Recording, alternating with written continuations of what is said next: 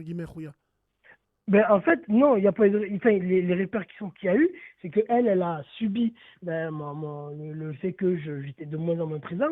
Euh, le fait que du coup par rapport à sa grossesse et tout ça en fait si tu veux moi j'étais toujours là à dire non mais t'inquiète, non mais t'inquiète, et elle en fait si tu veux elle avait un comportement qui était bienveillant à mon égard, dans le sens où elle s'inquiétait parce qu'elle voyait que ce qui se passait c'était pas normal.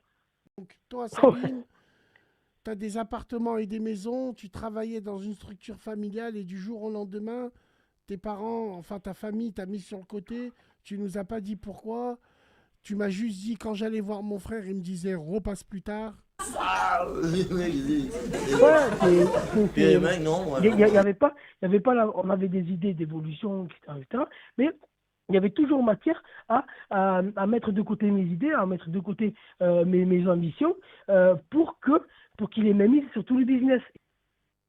Le problème le problème qu'il y a eu par rapport à ça, c'est que et que je trouve ça et que je trouve vraiment dommage, et putain c'est triste sa race, tu vois, parce que pour moi ça ne devait pas exister, c'est qu'en fait, j'ai dû faire la même chose, mais tout de mon côté. Et on habite à 5 kilomètres. Ouais, mais Tu vois. frérot, écoute Salim, tu es dans un monde de business, travailler avec la famille pour des personnes, ça marche bien, pour d'autres, non.